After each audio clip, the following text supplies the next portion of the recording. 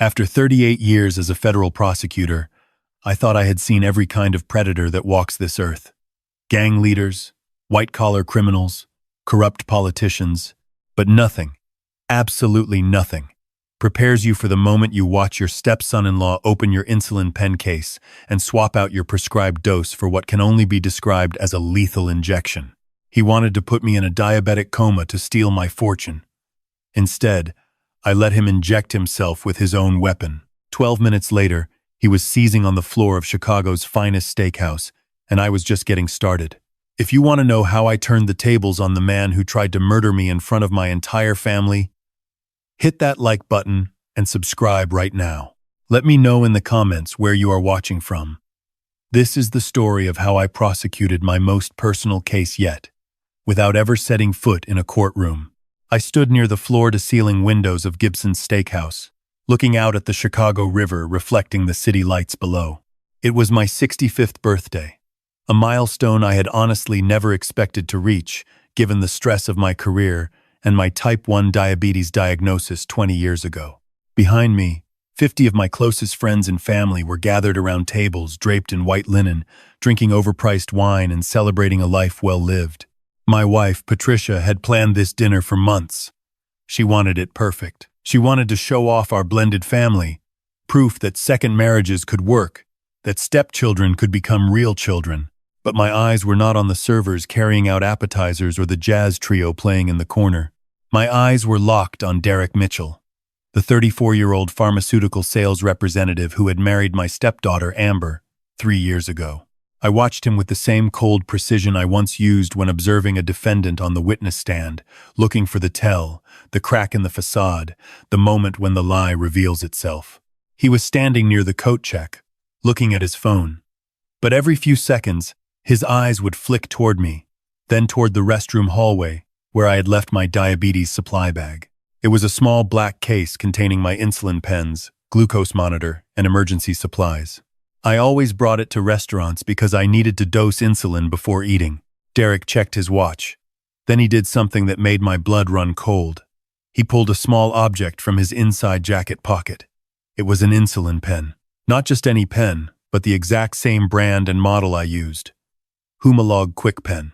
I knew because I had been injecting myself with it 4 times a day for 2 decades.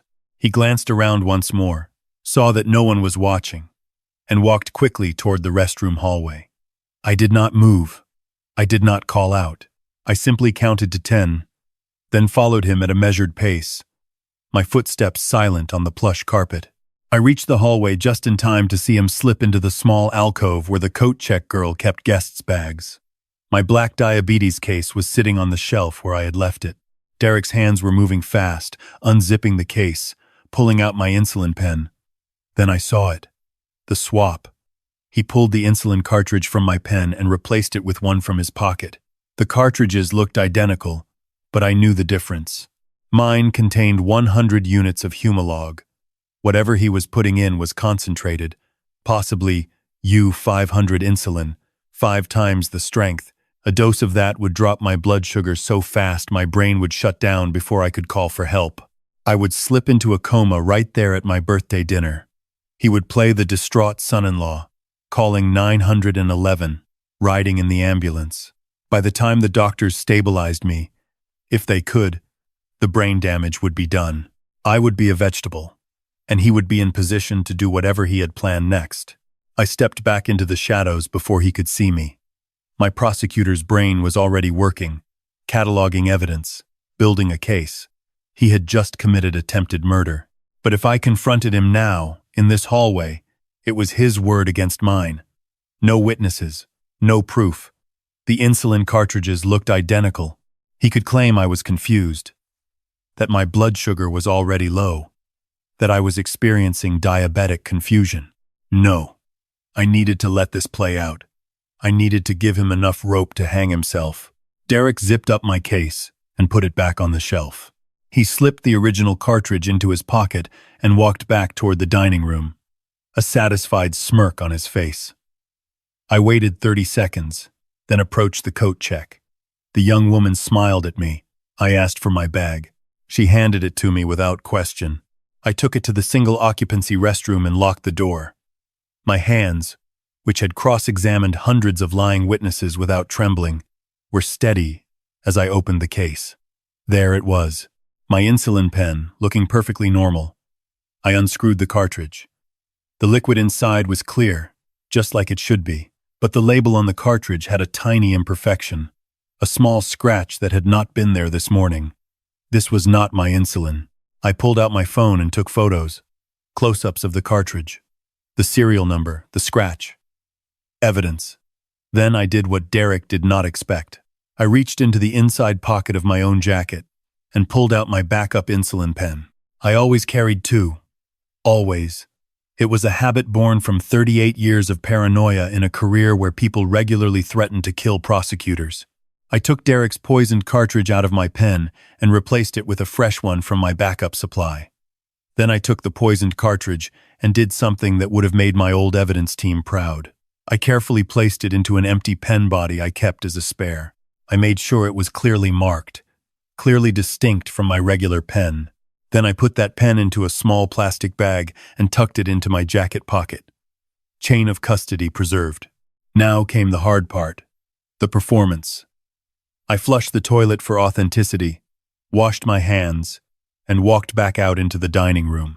Derek was sitting at the main table next to Amber, my stepdaughter. She was laughing at something he said, her hand on his arm, completely oblivious that her husband had just tried to murder her stepfather. Patricia, my wife, saw me and waved. "Dinner is about to be served, sweetheart. You need to dose your insulin." "I know, dear," I called back, my voice cheerful. "Just checking my blood sugar now." I walked to the table, making a show of pulling out my glucose monitor, pricking my finger, checking the reading. 120. Perfect. Derek watched me carefully. He was waiting for the next step. The step where I would inject myself with his poison. I made a show of pulling out the insulin pen, but it was not the one he had tampered with. It was my backup. I dialed up my usual dose, 10 units, and injected into my abdomen through my shirt. Easy. Practiced. Something I had done 10,000 times. Derek's eyes widened slightly. Confusion flickered across his face. Why was I not using the pen from my case? I watched him calculate, wondering if I had somehow discovered the swap. But then I did something that made him relax. I put the backup pen away and pulled out the case. I made a show of organizing it, of checking supplies. And there, clearly visible on top, was the pen with the poisoned cartridge. "Oh," I said loudly enough for the table to hear. "I forgot I need to use this one first.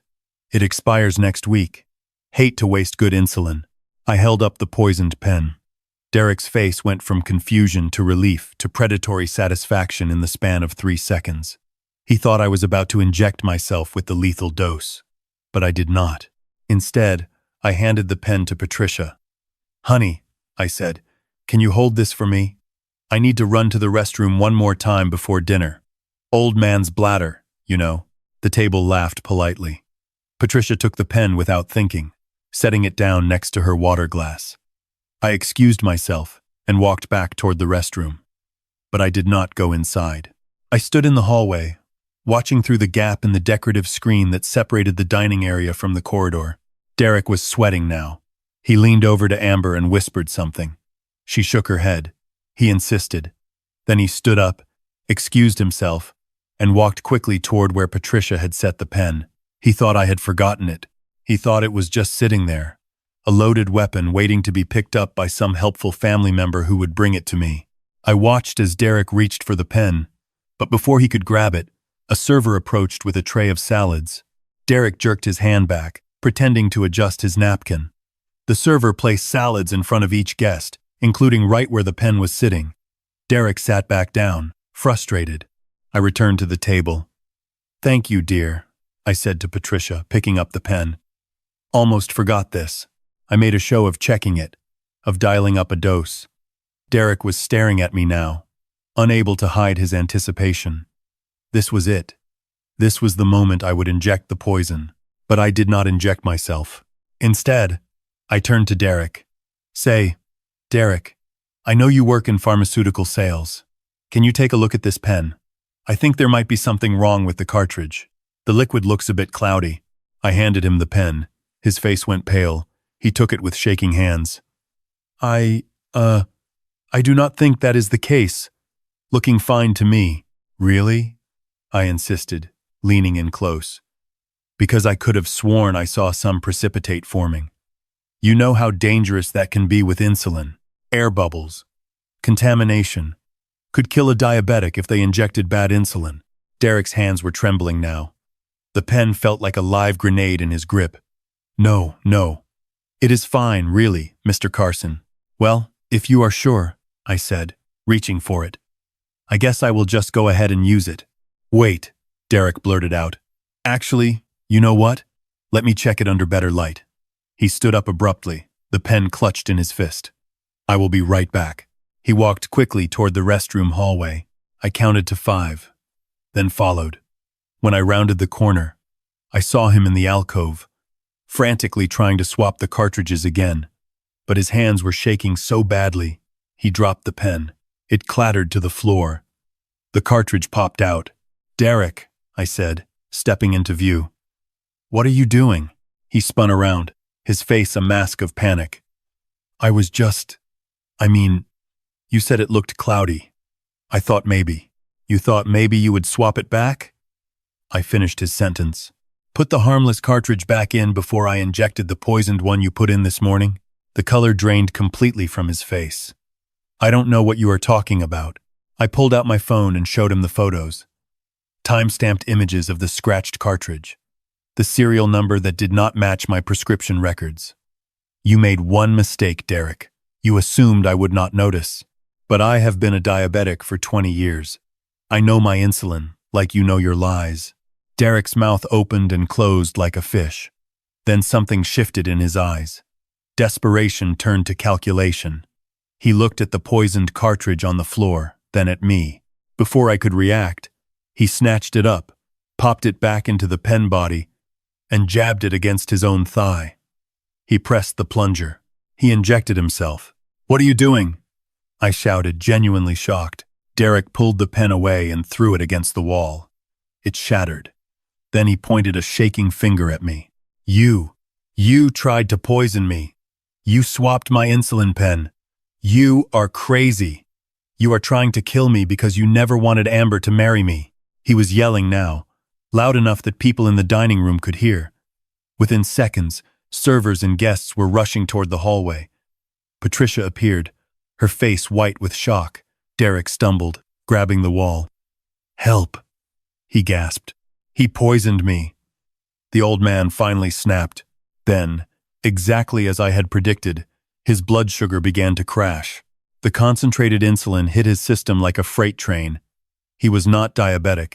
His body had no tolerance. Within 90 seconds, his face went pale. His pupils dilated. He began to sweat profusely. You have about 8 minutes before you slip into a coma, I said calmly. Maybe less, depending on how much you injected. The servers, call 911. Tell them we need an ambulance for severe hypoglycemia, and someone get me orange juice or candy. Now. Derek tried to lunge at me, but his legs gave out. He collapsed, convulsing. Amber screamed, rushing to his side. Patricia stared at me, horror and confusion warring on her face. Harrison, what did you do? I did nothing, I said, my voice steady and cold. He did this to himself. But if you want him to live, someone needs to get me sugar. Now. A server ran back with a bottle of orange juice. I knelt beside Derek, who was now barely conscious, his eyes rolling back.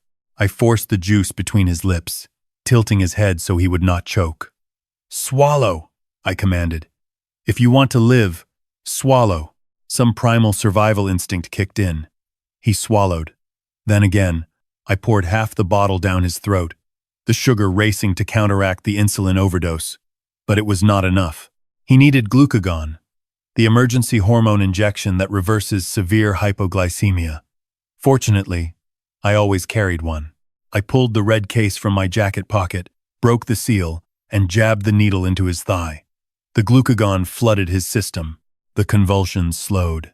His breathing, which had become shallow and erratic, began to stabilize. Color returned to his face, but he was not conscious. He was hovering in that dangerous zone between life and death, his brain deprived of glucose for critical minutes. The sirens were wailing outside. Paramedics burst through the door with a stretcher and equipment. I stood back, letting them work. They checked his blood sugar. 32. Dangerously low. They started an IV of dextrose, pushing sugar directly into his veins. One of the paramedics looked at me. "What happened?" "I think he injected himself with insulin," I said calmly. "Possibly concentrated U-500. I administered glucagon and oral glucose. He should stabilize, but he will need monitoring." "Are you a doctor?" the paramedic asked. "Federal prosecutor," I replied. "Retired. But I am also a type 1 diabetic. I know hypoglycemia when I see it." They loaded Derek onto the stretcher. Amber was sobbing, climbing into the ambulance with him. Patricia stood frozen, staring at me like I was a stranger. 2 uniformed police officers had arrived, taking statements from witnesses who had seen the commotion. One of them approached me. "Sir, I'm going to need you to come down to the station. There are some questions about what happened here tonight." I nodded. "Of course, officer. But first, I need to preserve evidence." I pulled the plastic bag from my pocket containing the backup insulin cartridge, the one Derek had tried to use to kill me. "This needs to go into evidence custody. It is insulin, but I believe it has been tampered with. I want a full toxicology analysis." The officer looked confused, but took the bag. "I also have photographic evidence on my phone, time-stamped, showing the cartridge swap. I will provide full cooperation." The officer's expression changed from confusion to alertness. He called over his partner, a detective who had just arrived. Within minutes, I was giving a preliminary statement, explaining calmly and methodically what I had observed, what I had documented, and why I had reason to believe Derek Mitchell had attempted to murder me using modified insulin. The detective listened, taking notes. "Mr. Carson, if what you are saying is true, this is attempted murder. But you need to understand, your son-in-law is claiming you attacked him. He is saying you have been unstable, paranoid, making accusations." "Step-son-in-law," I corrected. "And yes, I expect he will say that. It is what I would argue if I were defending him. But the evidence will speak louder than his accusations. Test that insulin cartridge. Compare it to my prescription records. Check my phone's photo metadata. The truth is all there." "Detective, I have been building cases for 38 years. I know how to document evidence." The restaurant had cleared out. My birthday dinner, the celebration of 65 years of life, had turned into a crime scene. Patricia was sitting at a table, being interviewed by another officer. She kept looking at me, her eyes filled with questions I was not sure I could answer. My attorney, Marcus Webb, arrived within the hour. He was a sharp criminal defense lawyer I had worked with many times during my prosecuting days, back when we were on opposite sides. Now we were on the same team. Marcus pulled me aside. "Harrison, tell me you did not actually poison that kid." "I did not," I said. "But I let him poison himself. And I documented every step. I spent 4 hours at the police station, giving a detailed statement, handing over my phone for data extraction, providing my medical records to prove the insulin cartridge in that pen was not my prescription strength." The detective, a sharp woman named Rodriguez, listened carefully. By midnight, the preliminary toxicology results came back. The insulin in the cartridge I had preserved was U-500, 5 times concentrated. A full dose would have been lethal for a non-diabetic like me if I had not been monitoring my levels closely. Derek Mitchell survived the night. Barely. He woke up in the ICU with no memory of the injection, claiming complete amnesia about the evening's events. But his story kept changing. First, he said I attacked him. Then he said he accidentally used the wrong pen. Then he claimed he was trying to help me and got confused. The prosecutors, my former colleagues, were building a case, but Derek had lawyered up fast, and his attorney was spinning a narrative. An elderly diabetic man, confused and paranoid, had mixed up his medications and blamed his innocent son-in-law. The family was torn apart by this tragedy. But Derek Mitchell was the victim here, not the perpetrator. It might have worked, except I had spent 38 years learning how criminals think, and I knew Derek Mitchell was not done. Men like him do not stop when the first plan fails. They double down. 3 days after the incident, I was released from police custody without charges. The evidence was being reviewed. I returned to my penthouse on Lakeshore Drive to find Patricia sitting in the living room, her face drawn and exhausted. "We need to talk," she said. I sat down across from her. "I know." She looked at me with eyes that held 40 years of marriage, a lifetime of trust that was now cracking. "Did you try to hurt Derek?" "No," I said simply. "But I let him hurt himself." I explained everything. The observation, the swap, the photos, the confrontation.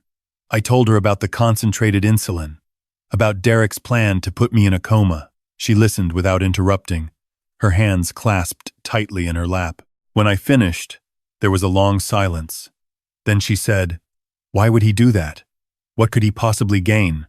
"That is what I have been trying to figure out," I admitted. "Money is the obvious answer, but I needed proof. So I started digging. I called in favors from my old investigator friends, pulled strings with contacts at financial institutions. Within 48 hours, I had my answer. Derek Mitchell was drowning in debt. Not gambling debts like some small-time criminal, pharmaceutical theft debts. He had been skimming samples from his company, selling prescription drugs on the black market to pay for a lifestyle he could not afford. But he had gotten sloppy, and his employer was about to conduct an audit. He needed cash fast. $2.5 million to be exact. And where would he get that kind of money? Patricia asked, though I could see she already knew the answer. "From my life insurance policy," I said. "The one you and I took out 10 years ago. Primary beneficiary is you. Secondary beneficiary, in the event of your incapacitation or death, is Amber. And if I died or became permanently disabled, Amber would receive the full payout. As her husband, Derek would have access to that money." "But that is not how it works," Patricia protested. "Amber would not just hand him millions of dollars." I pulled out a document I had obtained through my private investigator. Actually, she already did. Or rather, she signed papers that give him power of attorney over her finances in the event of any family emergency. Look at the date. 3 weeks ago, right around the time Derek's employer scheduled the audit. Patricia took the papers with shaking hands. "This does not prove anything. Maybe he was just trying to help Amber organize her affairs." "Maybe," I conceded. "Except for this." I handed her another document, a loan agreement with a private lender in the Cayman Islands. $2.5 million, due in 30 days, co-signed by Derek Mitchell and Amber Carson Mitchell. The collateral? My life insurance payout. "That is insane," Patricia whispered. "Amber would never agree to this." "I do not think she knew what she was signing," I said gently. "Look at the signature. It is shaky, uncertain, not like her usual signature. I think Derek might have had her sign while she was impaired. Maybe drunk, maybe drugged, maybe just emotionally manipulated." "You are talking about my daughter," Patricia said, her voice rising. "You are saying she is part of this conspiracy?" "No," I said firmly. "I am saying she is a victim, just like I am, just like you are. Derek Mitchell is a predator, Patricia. He saw a family with money and he embedded himself like a parasite. The question is, what else has he been doing?" The answer came faster than I expected. 2 days later, Patricia collapsed in our kitchen. I found her unconscious on the floor, her breathing shallow. I called 911 immediately. At the hospital, the doctors ran tests. Benzodiazepines, high levels. "Patricia, do you take anxiety medication?" She nodded weakly. "Yes, Xanax. Derek picked up my prescription for me last month. He said it would save me a trip to the pharmacy." The doctor looked at me. "Mr. Carson, the levels in her system are 3 times higher than therapeutic. This is not a standard prescription dose." My blood turned to ice. "I need that pill bottle," I said. "Now." They sent a police officer to retrieve it from our home. When it arrived, I examined it carefully. The pills looked right. The bottle looked right, but the label had a tiny imperfection. A small smudge that suggested it had been reprinted. I am a federal prosecutor. I know a counterfeit when I see one. Test those pills, I told the doctor. I guarantee they are not what the label says. The analysis came back within hours. The pills were Xanax, but they were triple strength. Someone had been systematically overdosing my wife for weeks, maybe months. The effects? Memory loss, confusion, increased suggestibility, emotional instability. Patricia had been walking around in a fog, unable to think clearly, unable to question Derek's influence over Amber, unable to see the warning signs of what he was planning. She had been drugged, just like Derek had tried to drug me. This was not just attempted murder.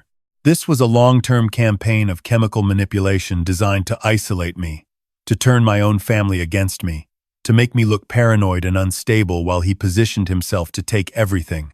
The prosecutors finally had enough. Derek Mitchell was arrested for attempted murder, drug trafficking, and elder abuse. The evidence was overwhelming. The insulin cartridge, the loan documents, the counterfeit pills, the financial records showing his debt. But Derek was not done fighting. His lawyer filed a motion for psychiatric evaluation of the key witness, me. They claimed I was suffering from diabetic dementia, that my blood sugar fluctuations had caused cognitive impairment, that my accusations were the paranoid delusions of an old man losing his grip on reality. The judge ordered the evaluation. I spent 3 days being tested by psychiatrists, neurologists, endocrinologists. They checked my blood sugar logs, my cognitive function, my memory, my judgment. The results were unequivocal. Harrison Carson is of sound mind and body. His diabetes is well controlled. His testimony is credible and consistent. There is no evidence of cognitive impairment. The trial was set for 6 months out, but trials are expensive, exhausting, and public. Derek's lawyer knew this. They started negotiating. A plea deal. Derek would plead guilty to aggravated battery and fraud in exchange for dropping the attempted murder charges. He would serve 10 years, be out in 7, with good behavior. The prosecutor called me.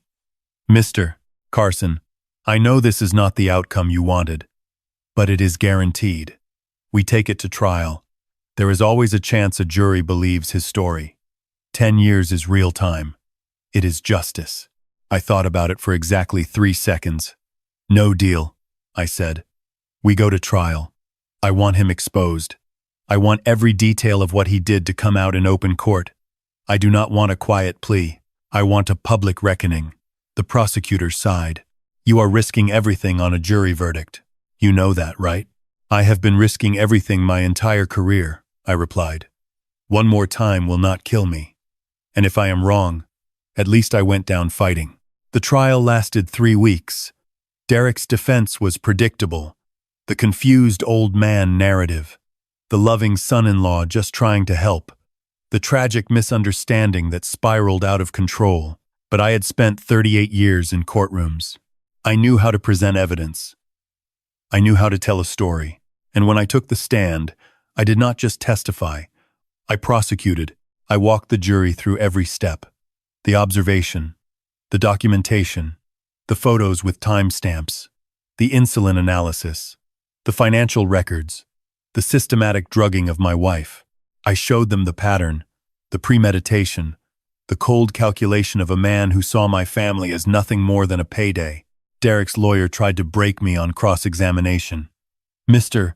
Carson, isn't it true that your diabetes has caused you to be hospitalized 3 times in the past 5 years? Yes, I replied calmly. And each time, I recovered fully with no cognitive impairment.